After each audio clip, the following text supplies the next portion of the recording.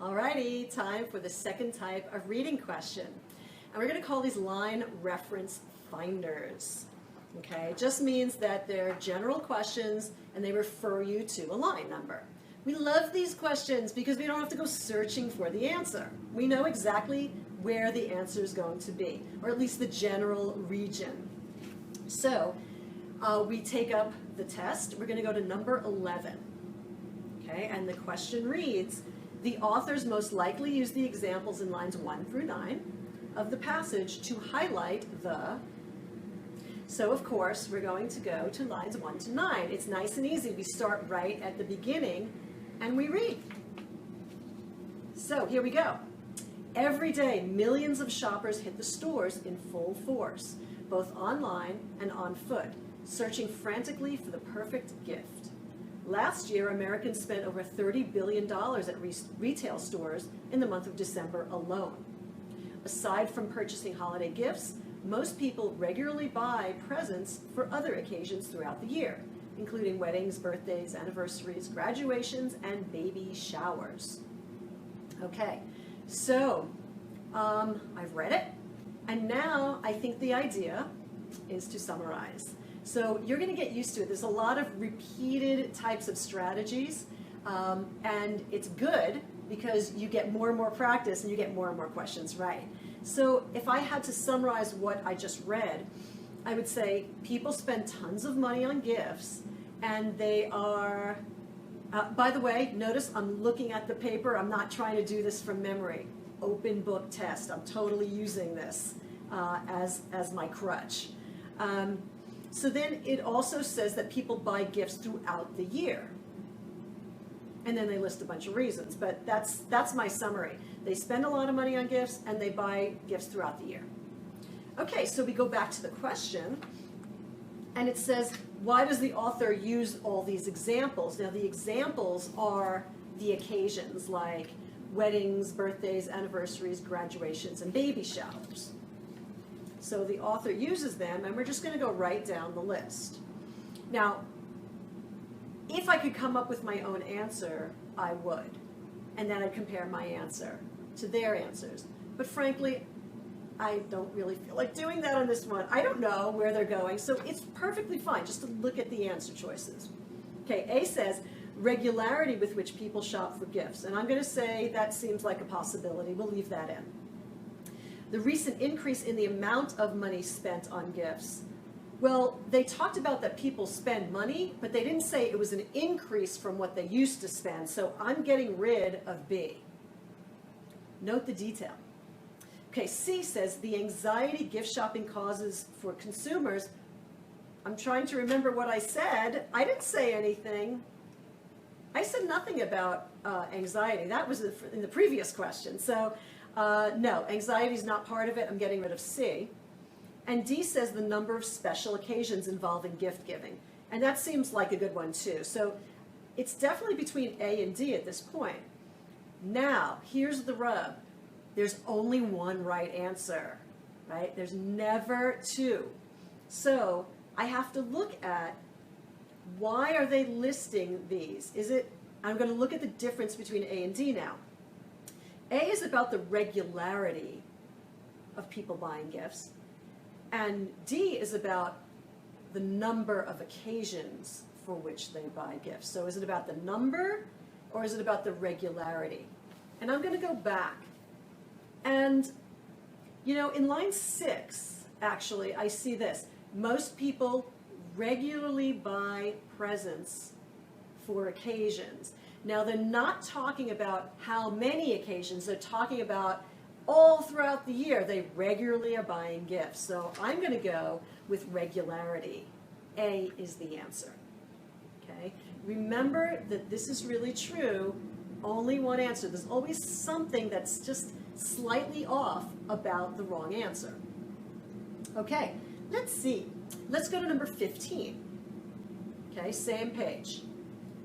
The social psychologist mentioned in paragraph 2 would likely describe the dead weight loss phenomenon as. So I like this one because it has quotes. So we're just looking for the words social psychologist and dead weight loss. It's in the second paragraph, so we go, ooh, okay. These paragraphs are kind of long. I'm not going to read the whole paragraph. It's too much. I just am going to scan for the words social psychologist. So, I am not reading. I'm just going back and forth with my finger like that, looking for social psychologist. And, oh, I see psychologist on line 31. It's the first word. And then, what do you know? Social is on the line before. So it's a little tricky because they split it. It would be easier if those words were right next to each other. But that's okay. You could just look for one word or the other. And then the other one was dead weight loss. And I see that in quotes right above that. So I'm going to start with line 28, this dead weight loss. This dead weight loss suggests that givers are not very good at predicting what gifts others will appreciate. That in itself is not surprising to social psychologists. Okay, now I've gotten both phrases. Now I'm going to go back to the question because I totally forgot what the question says. Okay, so it says the social psychologist would likely describe the dead weight loss phenomenon as. So see how I'm flipping back and forth? And I had just read that it says that in itself is not surprising to social psychologists.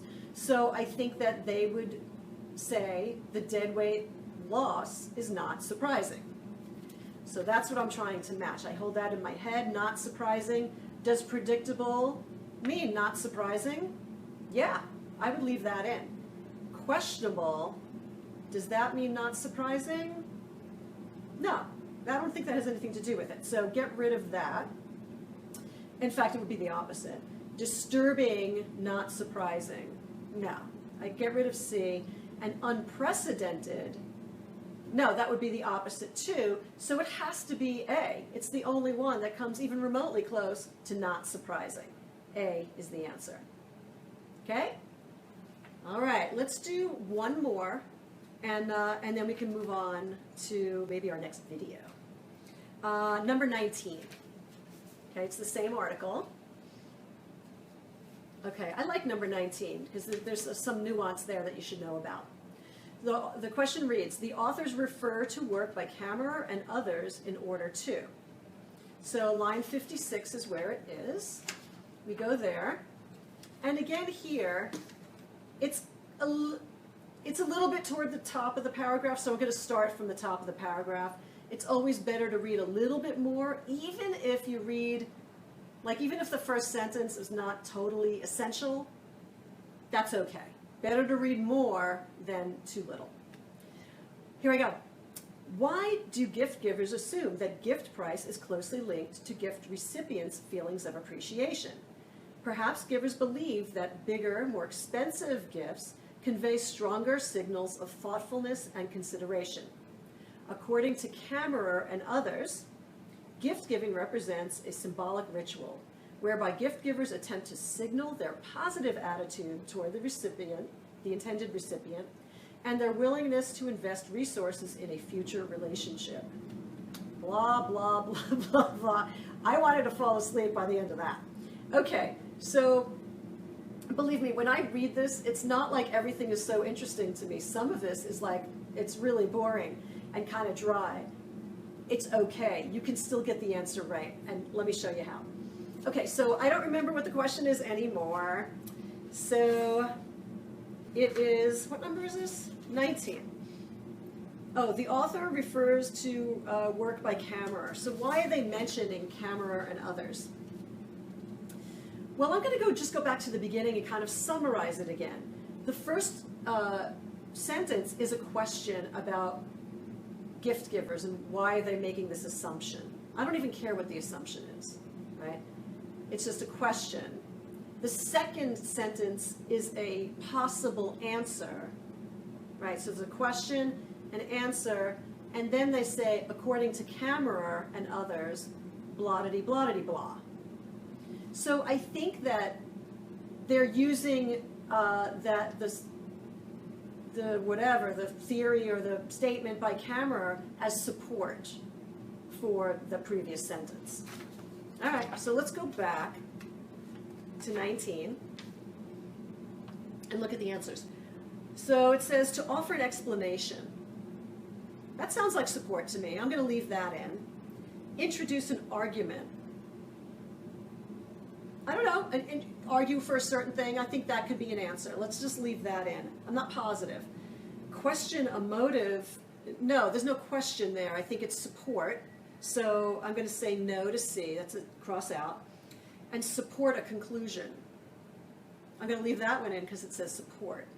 So that was unfortunate because we only got rid of one answer. So now we have to really dig and say, what is wrong with two of these answers? Let's start with D because it has the word support. So obviously I like the word support because I use that. Support a conclusion. So is that a conclusion? Well, I always think of a conclusion as like something that ends, right? It's either ends an essay, or a conclusion would be like you did an experiment and you came to a conclusion. You realized something.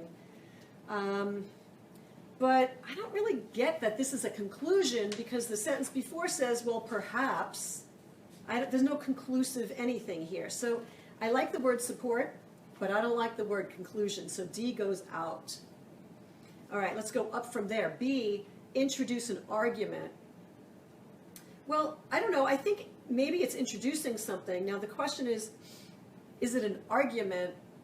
I don't know. I usually think of an argument as like one person says something and another person argues that point.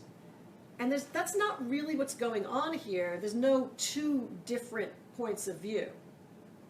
It's just one statement and then some support for that. So I think I don't like B that much. And offer an explanation seems really clean, like it's just an explanation. It's not. I'm going to choose A. I think A is just better than B. So anyway, there are 3 examples for line reference finders. I hope that that is now a familiar kind of thing to you, the strategy, you understand how to go forward. If you missed anything or if you just need to repeat it, obviously feel free to do that. That's what this course is all about. So, okay, I will see you shortly, and we will continue our grand reading journey.